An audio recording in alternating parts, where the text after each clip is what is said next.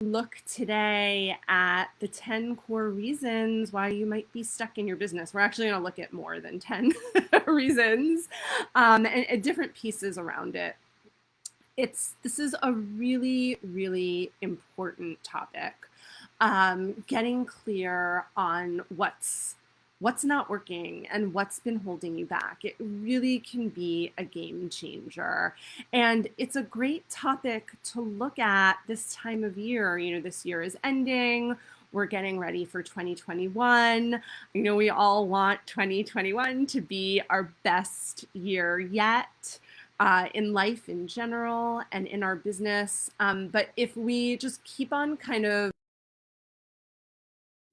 doing the things that we've been doing that maybe haven't been working, that's not going to help us have here, right? So we're going to kind of dive deep into all of this today. So first thing I want to share, and you guys know this already, but it's important just to say it, that any thriving and growing business, any business that is growing, no matter what stage it's in, whether you're in the beginning stages of your business or like me, you're almost 2 decades in, but to have a thriving and growing business, it needs a bunch of things, obviously. But one of the things that any thriving and growing business needs are clients, right? Again, I know this. And not just clients, but for those clients to, number one, be aligned clients.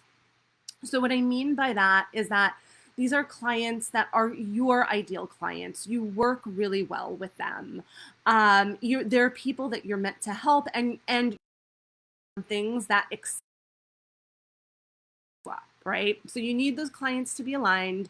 And quite honestly, for your business to be thriving and growing, those clients also need to be paying aligned rates, right? Rates that can support you. And this come from 4 different places. Aligned and clients that are paying aligned for different places. First 3 of those places are what I call the 3 R's. And if you have been around me, if you've been following me, you know that I speak about these 3 R's all the time. They're the easiest ways to do business, basically. And so the first 3 of those 4 places where you're going to find these aligned clients that are paying rates that you want are, number 1, renewals of already aligned clients, right? So a great place to find people that have already worked with you, renewals. Second place, referrals from those happy clients, right? When clients love the work, not only do they renew, but they know. And then the reputation from that. So those 3 ways are, like I said, the easiest ways to make money. And the renewals, the referrals, the reputation come from being an incredible practitioner and really co-creating amazing transformation and results with clients. But today, I also want to focus on the 4th place that those aligned clients that pay aligned rates come from. And that's from marketing. Because while the 3 R's, the renewals, the referrals, the reputation, and all of that, again, comes from happy clients and stellar client work, while that's at the heart of a thriving business, the truth is that you also need to market, right, to have a thriving business, to bring on those clients. And not just marketing. Market really, really well and really, really effectively. So what does effective marketing even mean? Because knowing the rules of marketing, knowing how to create the latest and greatest funnel, knowing all about membership programs or, how to make the sale, all of that is great information. We need that information. We definitely need the marketing information. I even included a lot of it in the Sacred Depths practitioner training because we need that. But the truth is that great business and great business information and great marketing information isn't actually enough to make your marketing effective. I want to say this again. This is so important. Really good business and marketing information is not enough to make your marketing effective. The information alone just doesn't cut it. The marketing information alone isn't what's going to bring in those aligned clients. It's not what activates prospects and turns them into clients. The marketing information isn't what's going to help you charge the rates that feel good to you and be able to sell at those rates. Now, we're going to go very deep into all of this in a moment, but for now, just pop in the chat if you know what I mean. Let me know if what I'm saying is stirring something inside of you, or if maybe you've already experienced it yourself. This idea that marketing know-how alone, the marketing information alone, even the best marketing information in the world is really not enough, right? It's really only as good as our ability and our willingness to put it into action. And just let me know if you get that, if you've experienced that. Yeah, Carolyn has. You guys know what I'm talking about. Okay, so let me take a step back for a moment. Yeah, Mondi knows what I'm talking about too. Okay, let me take a step back for a moment. And I want to share what I mean by effective marketing. Renee's asking if I could be more specific about what I mean by marketing information. Yeah, Renee. So like I said earlier, you can know exactly how to lead a sales conversation, but that's not necessarily, if you don't know how to leverage it, if you don't know how to show up for it, if you don't know how to be confident in it, that information isn't going to help you. You can have the best information on like the most highfalutin ad funnel, but that information alone isn't enough. All right, so let's talk about for a moment what I mean even by effective marketing, just so that we're all on the same page here. So when I say effective marketing, what I mean is actually outreaching to potential clients and inviting them to have a conversation with you. And not just doing it, but doing that outreach with poise and confidence instead of doing it awkwardly or apologetically. What I mean by effective marketing is speaking about your work and about the results that you co-create with your clients and speaking about it eloquently in a way where it's clear that you and your work are amazing and what's needed.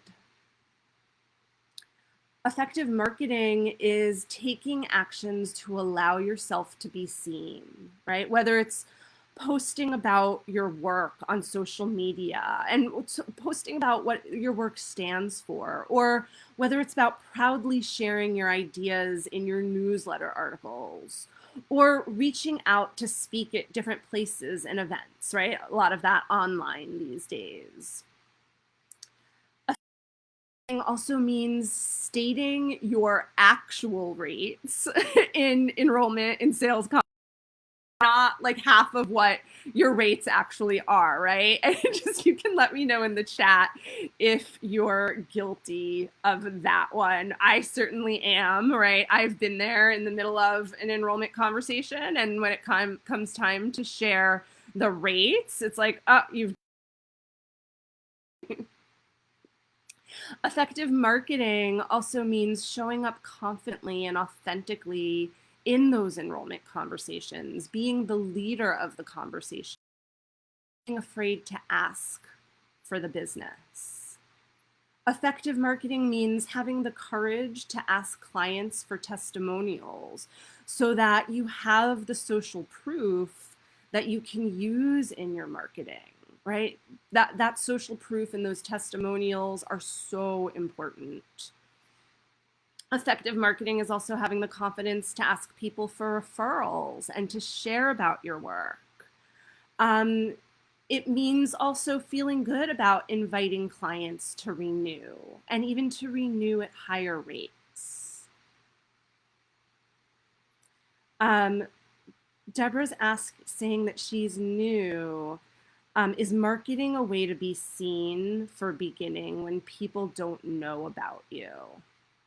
Absolutely. No topic at all, Deborah, and 100%. Like when you're new, your marketing is a way to know you. Miriam's saying that she keeps on being told coach that she doesn't need to have her full program complete to do calls.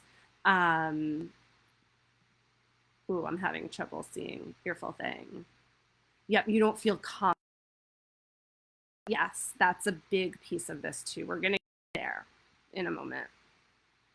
So all of the things that I just mentioned, these different components of effective marketing, they may sound really easy or not, right? But we know that they're not, right?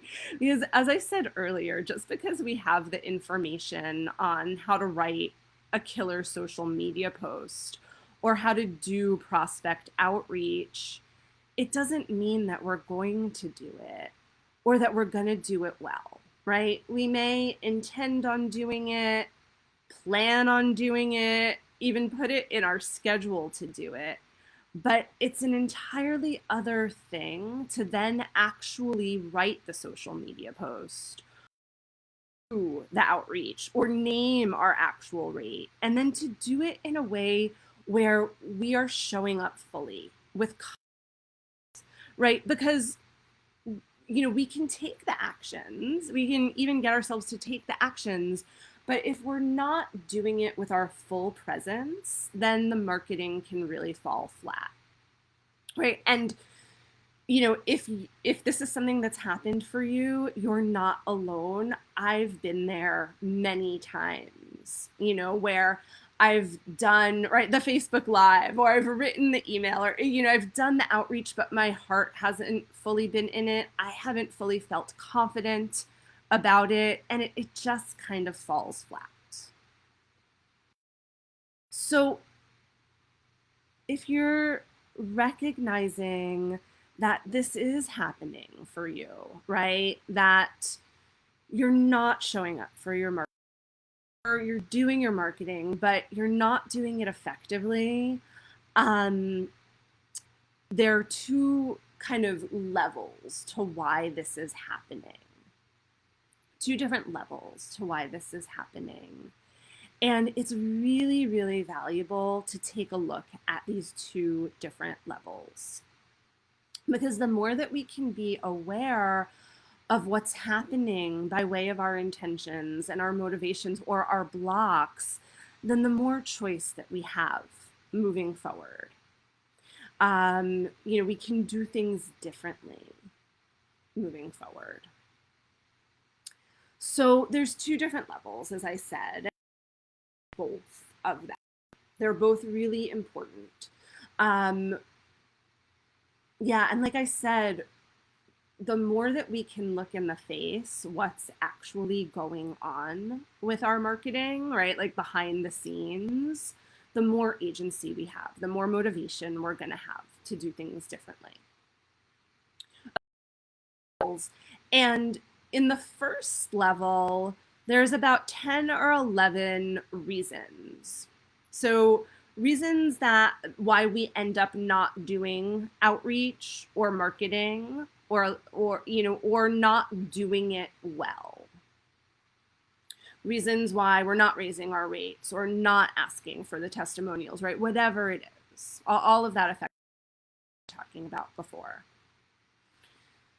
So I'm going to go through each of these, and as I share them, just take note and see if any of these are active for you. Let me know if they are. So number one, if we've had clients, if we've worked with clients and those clients haven't gotten results, if it's just the work that we've done with them has fallen flat, then a lot of times what that's going to do is impact our confidence, right?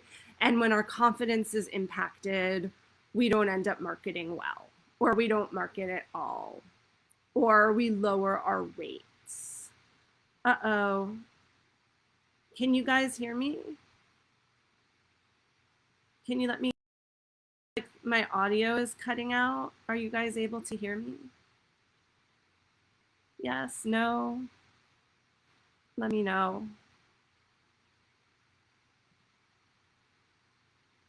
Can you guys hear me?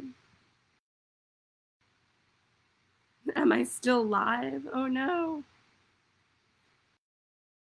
Okay, it's good now. Awesome.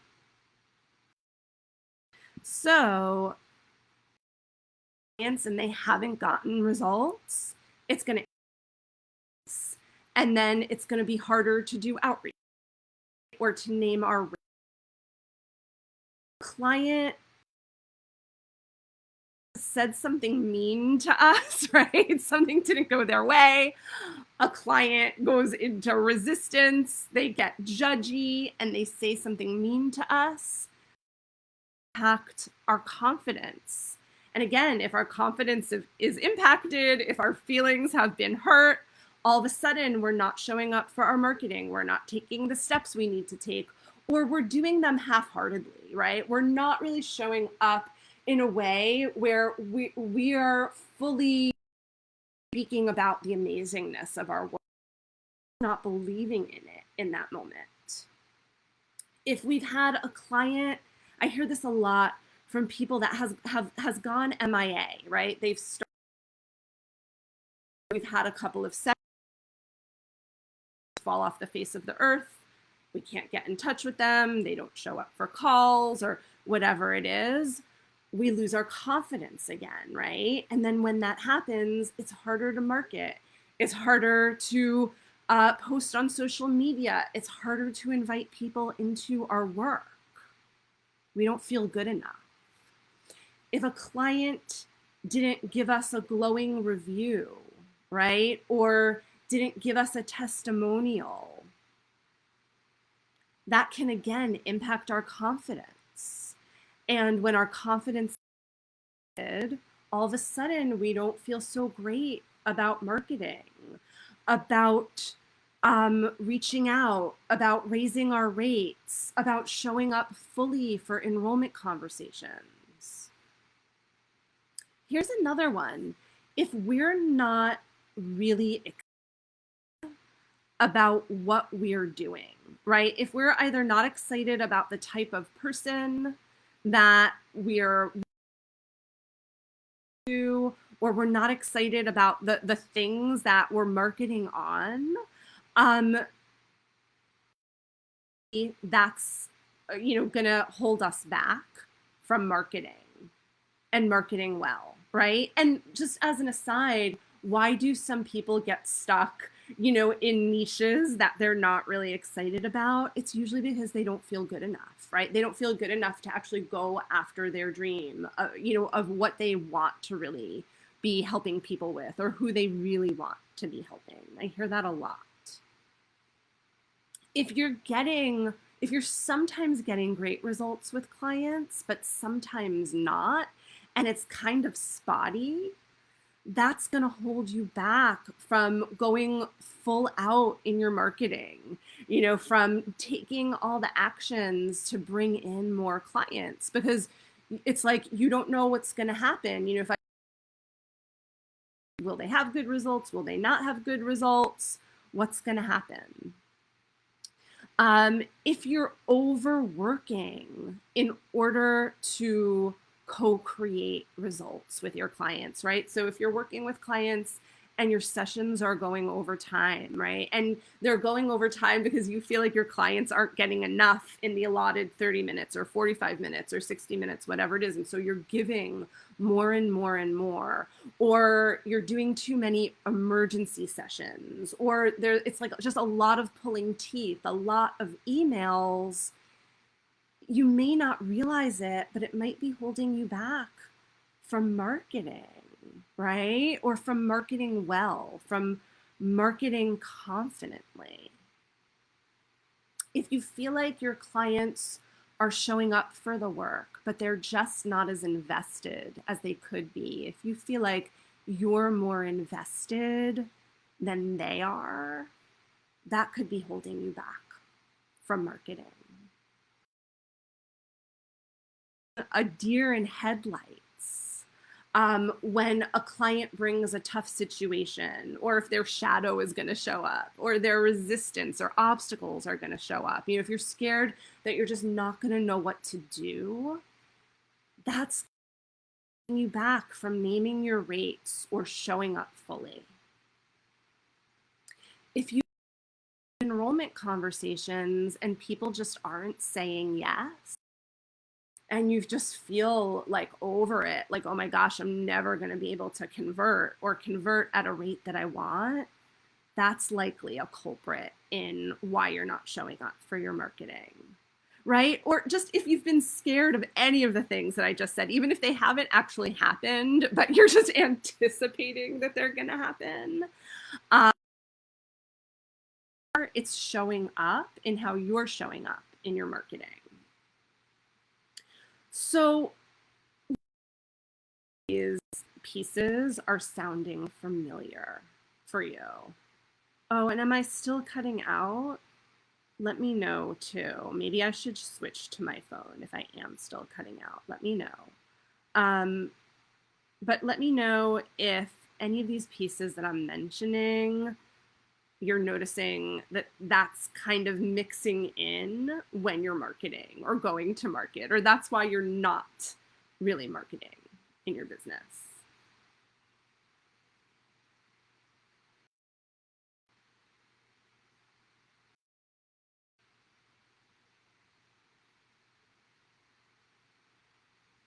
Are you guys still with me? Let me know.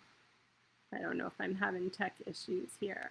Okay, you're still here. Awesome. Okay. Oh. Okay. Things are resonating. Good, good, good. So here's what I want you to know next.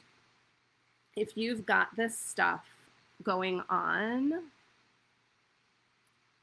of course it's going to impact your confidence, right? How could it not? But the truth is that there's likely a deeper issue that's being activated when any of these things happen. Or even if they're not happening, but we're anticipating them happening. And is the fraud factor. The fraud factor. Let me know if you felt it before. I certainly have, 100%. When the fraud factor is activated, we don't trust ourselves. We don't have full confidence in ourselves. We don't feel good enough. We don't feel worthy. Factor is activated, we're constantly comparing ourselves to others and finding evidence everywhere that they, like all the they out there, are better than we are. When we've got the fraud factor, we never feel ready, right? It's like we just don't feel ready enough.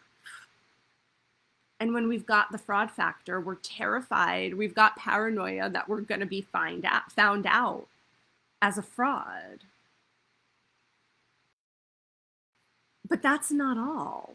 Because when the fraud factor is activated, it brings up some of the following fears, and check out if you've got any of these going on.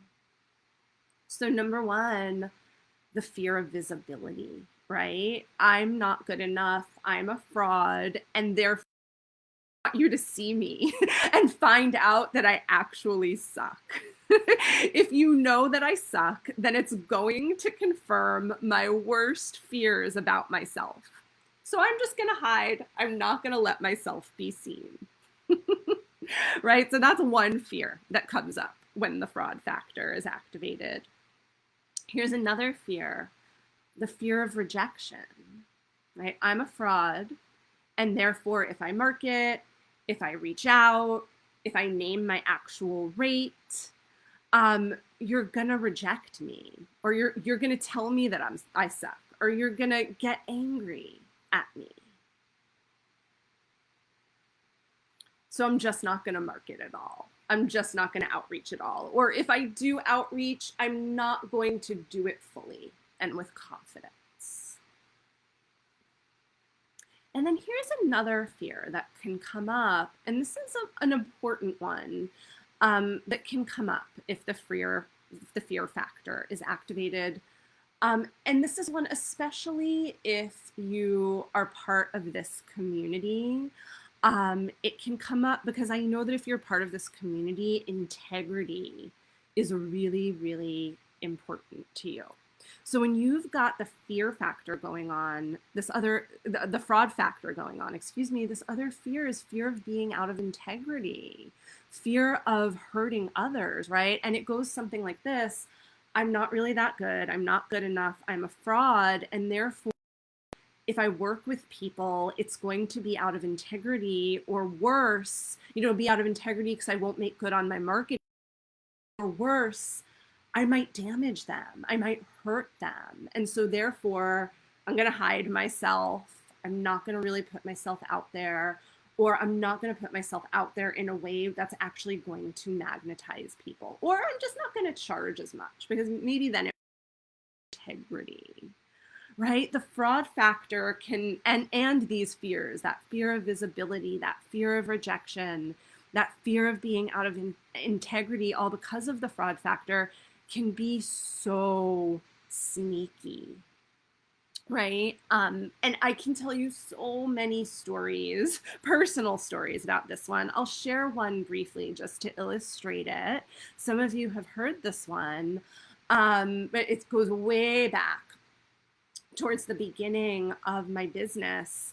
And I'm going to make the story short just for now, but the short story is I really needed headshots for my we don't always need headshots, but it was a moment where I really needed them. I didn't have any, adequate pictures of myself. And I finally decided, okay, I'm going to get headshots. And unbeknownst to me at the time, I was totally swirling in the fraud factor, in the fear of visibility, and the pictures that I ended up taking were terrible. I was wearing all dark colors, and I've got like all my dark hair, and so you could barely see me in the images, number one.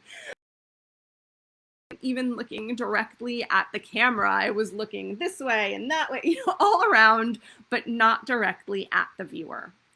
And I got these pictures taken, and I didn't even realize that I was hiding in them. It took a colleague to point out to me, after these pictures had been up on my website for a while, that in these pictures, right? And it was all because I didn't want to be seen. When I finally realized what was going on with those headshots, I willed myself to look more deeply at the fraud factor, at my fear of visibility, at my fear of rejection, and at my fear of being. And when I was able to look more deeply, so much changed. Not only did I then hire a real photographer and get really great headshots, that helped so much, But things started to flow so much more. My outreach changed once I really looked at the fraud factor. How I was showing up for my sales conversations changed. How I was showing up to network changed. It all changed. So this piece around overcoming the fraud factor is huge. And you know what? I want to even take that back, because when I say over, it makes it sound like I don't have the fraud factor going on for me anymore. And I want to be totally honest. It's never 100% gone away for me. And I'm sharing this not as bad news, but as good news. I think for those of us that are committed to excellence, and I know if you're here, you are, I think that those of us that are committed to integrity, we always are a little bit going to have some of this going on, but we want to work the more healed cycle, and then the more healed cycle, and then the more healed cycle of it, right? So we want to do this work on the fraud factor and the fear of visibility and the fear of rejection and the fear of hurting out of integrity, because it's so much easier to get to more of a flow state in our business. Up more fully to market, to outreach, for our enrollment conversations. That's when things get so much more effective. All right, so all that being said, what's required then to overcome the fraud factor? A couple of things. On the inner work, right? We need to do the inner work in order to overcome the fraud factor. And there's a couple of components to the inner work that we really want to be doing. Number one, we want to look deeply. We want to lean in, like really lean into this, not just give it a surface fraud thing going on, right? But we want to look really deeply. We want to get deep into the origin story of the. Guarantee you have this going on in your business right now. It didn't start with your business. It started way earlier with early patterning, early experiences. We want to get to the core of the origin story of our fraud factor. We want to also, another piece of work around the fraud factor is to understand the brand of resistance that our fraud shows up in. We want to understand the brand of resistance. And sometimes there's more than one, right? Sometimes we show up as the victim. Sometimes we show up as the judge, needy one. Sometimes we show up as the confused one, right? I'm so confused. I can't get my newsletter in. Or the victim is like, I'm just so helpless and I just can't do this, right? Whatever it is, but we want to understand more the resistance that the fraud is showing up as. It can help us call it. The other piece of the inner work that we want to do around the fraud is to get to the fear underlying and then make friends with it. Right? We want to make friends with that fear. We want to get to the belief system at the core of our fraud factor and then rewire those beliefs. And as we do all of this, we also want to work with our nervous system. This is an important piece because wherever our fraud factor and the fears and the beliefs that go along with it are coming from, chances are it's affecting our nervous system. Chances are that there's something, a factor that has us not safe, right? To be seen, to market, all of that. And that affects our nervous system. It can go into fight or flight or freeze or fawn. So as we look at the fears, as we get to the art, as we get to the core beliefs, we want to also be working with our nervous system to help our nervous system unwind a bit, all of it. Okay, so inner work, right? All the pieces that I just laid out, so important when it comes to the fraud factor. But here's the other thing that also really helps overcome the fraud factor. And it goes hand in hand with the inner work. And that's co-create amazing client results consistently, right? So you guys have heard me share about this before, right? So the better that we can become at our transformational skills, at holding strong and powerful containers for our clients, the deeper that we can go, with the more effective that we become, the less go MIA, the less their goals, the goals we're going to get, the more renewals we're going to get, right? All of that. And that's going to help at the fraud factor, right? So we need the, and we also want to get better at the work that we're doing with our clients. Is that what you wanted me to repeat, Sandra? Work on the fraud factor, and the amazing client results helps to poke holes in the fraud factor. When we can do all that, then it leads to taking more action. And it's cutting out. You guys, I'm so sorry. You know, let me see if I can move. Give me 1 second. Let me see if I can move here.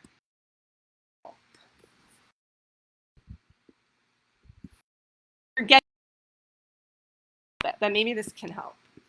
Can you guys see, can you hear me better?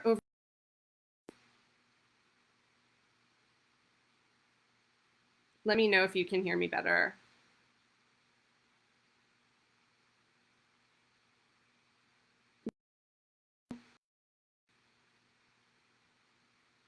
Yes, Sandra, co-create client results. Exactly. So again, like the two pieces that are really going to help with the fraud factor are doing the inner work and then amazing client results. That's going to help so much. And, you know, this is, of course, those of you, it's still cutting out, huh? Okay, you guys are hearing me. Good.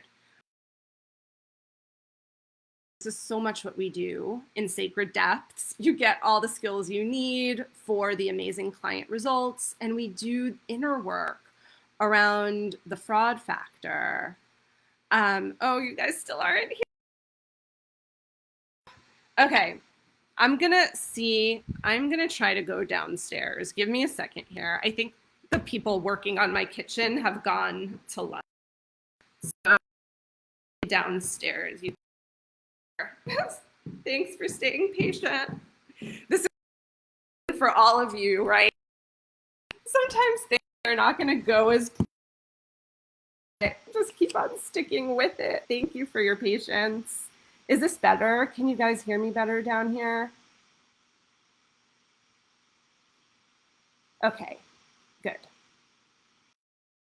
All right, so all of this to say out is that if you want to work on your, if you are looking to do some more of that inner work, all that inner work I was just talking about, and also get some tools to go deeper with clients, to go more transformational with clients, then I really want to invite you to a 3-day event that I'm doing next week. I know some of you are already signed up for it. It's called The Art of Client Transformation. And it's a 3-day intimate retreat where we're going to be doing some profound inner work and also learning some foundational principles needed to create just massive transformation with clients. We'll be together next Thursday and Friday and part of Saturday. And I'm so excited for it. This retreat is for anyone who has